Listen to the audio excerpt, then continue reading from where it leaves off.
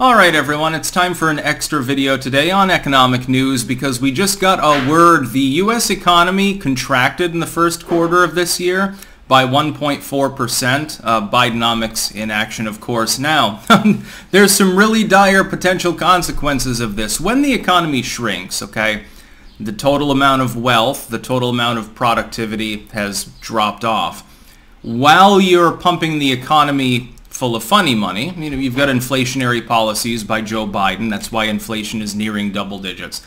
If you're pumping the economy to the tune of trillions of dollars and you're still not having any economic growth, that should, the investor class right now, the smart money, they're shitting their pants, I guarantee, based on this news. And you should be shitting your pants as well.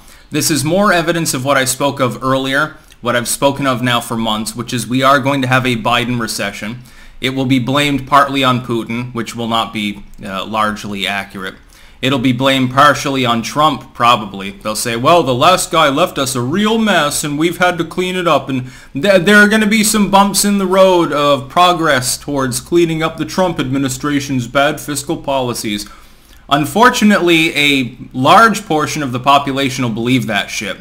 The good thing is that more and more of those people in the population, I don't say that it's good that people suffer, but when they do begin to suffer, they will start to open their eyes. They're going to realize what people like myself warned about during the Democratic primaries. Before Joe Biden was even the candidate, I was warning that if he was nominated and if he was elected, honk honk, of course, duly, 80 million votes, 2 million scoops of ice cream, that there would be a recession.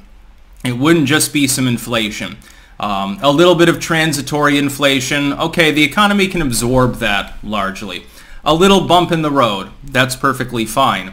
Right now, we have this just adds to the every negative economic indicator argument that you can make for the Biden administration and for its poor fiscal policies. Biden was in office. Inflation began. Problems began economically for an entire year before the invasion of Ukraine. That's not even going to really hit the U.S. economy until the harvest season because, of course, with Russian fertilizer being throttled and higher prices on that, that will increase the price of goods. But you haven't seen that. It's only April. The harvest isn't for months. You've got 3 more months to go before the real economic crisis hits, and you've already gone negative. It is not normal in an economy that has largely opened back up, in an economy that's being pumped with trillions of dollars, again, of funny money spending. It is not normal, historically, in any realm of the imagination for the economy to be backsliding. How can the economy help but grow when you're pumping it with trillions of dollars, number one? You're devaluing the dollar, and even with that devalued number, you're still ending up with negative growth. Incredulity should be the word of the day here. Link in the description. Not archived because it's just a tweet by Disclose TV. And it is being reported by lamestream media. Why do I get the impression that much of lamestream media will not cover this? Could it be the fact that earlier, a few hours ago, I saw an NPR piece actually on this news, and they said, don't worry, the fact that the economy contracted isn't really that bad. Yeah, the economy contracted by 1.4%, eliminating billions of dollars of wealth. Totally normal. It's totally normal for that to happen while the government is pumping the economy. No, it's not.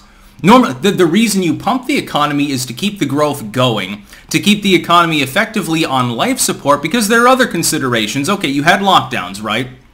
Blue state lockdowns mainly. And rhinos, of course, neocons.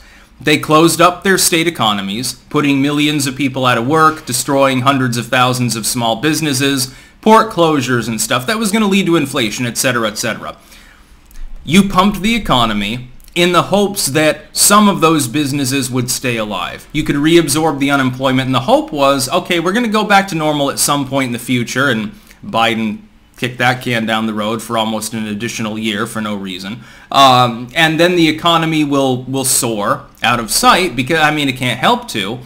We're pumping it. But the inflation will be offset by the new wages, low unemployment. Things will generally get better. And even if there's a lag involved, maybe it's 6 months, maybe it's a year, we can absorb the impact. We're a major economy. It won't be a problem. We're diverse in ship. Biden didn't see coming several things.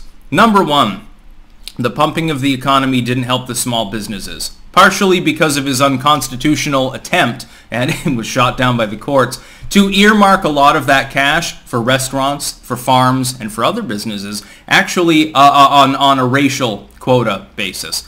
He was shot down multiple times by federal courts in this endeavor. He lost those cases. I don't even think they bothered to appeal because they're like, well, when it gets before SCOTUS, we were hoping people would just ignore this and not combat it in court.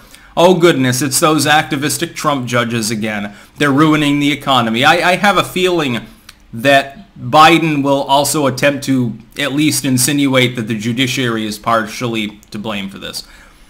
You pump the economy. It didn't really work.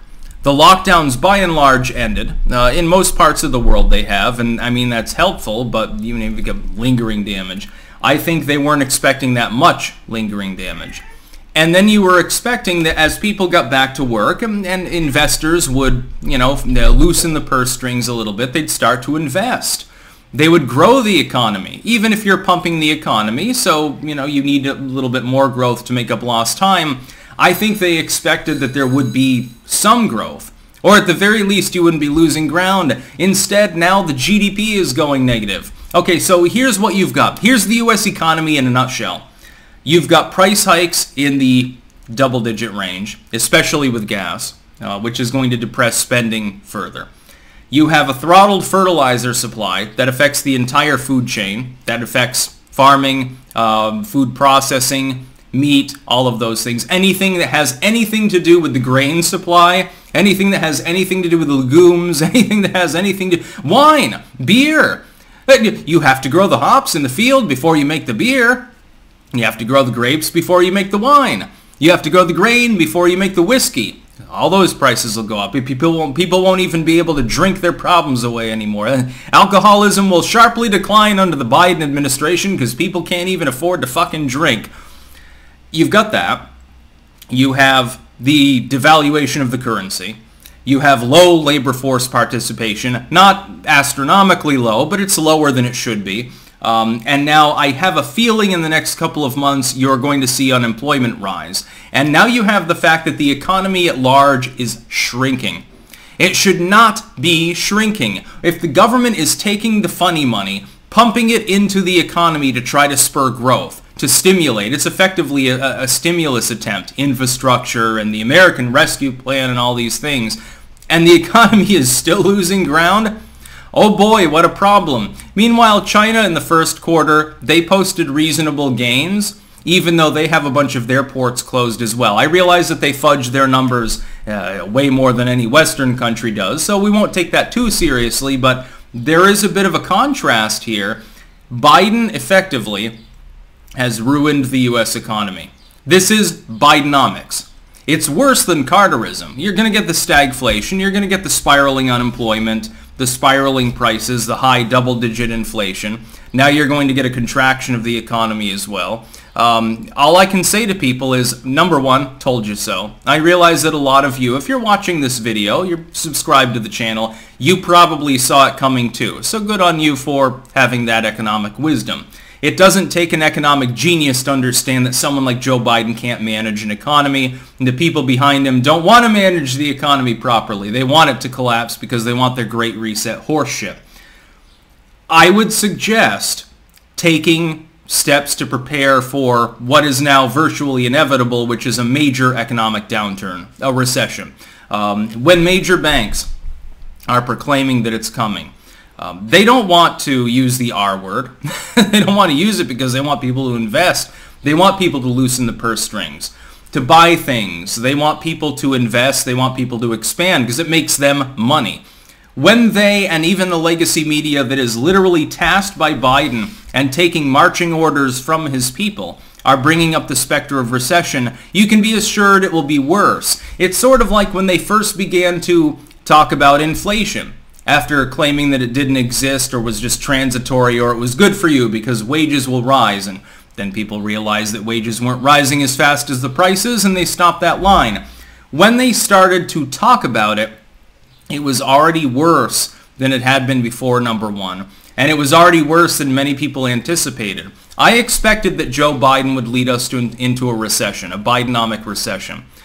What I didn't predict, I think, was how quickly, how bad, how deep the cut would be, because it's already beginning to destroy the economy. And number three, the legacy media is circling the wagons still.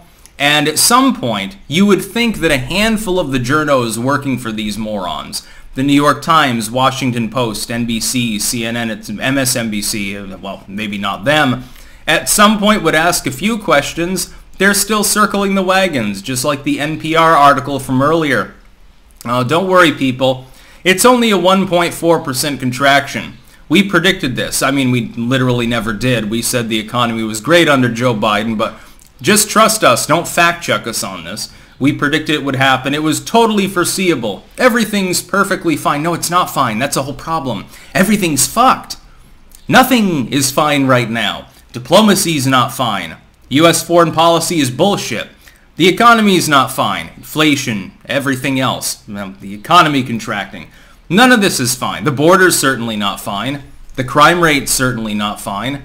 The U.S. stance in the world certainly not fine. The effort in Ukraine's not fine either. The U.S. keeps slowballing it with regards to arms sales. Some people don't even want them to make the arms sales. Nothing is going well under Joe Biden. And it never will. Because Joe Biden's not even in control. When you have a cabal of people pulling on his strings like puppeteers, the problem is you have too many puppeteers. They have different interests. Some four-star general doesn't have the same interests as some starched shirt coke snorter with ties to the CIA. They have different interests. One of them wants to kill people and make money. The other one wants to get people high and make money. Well, if you kill the people, they can't get high. If you get them high, maybe they're less likely to kill each other because they're fucking high.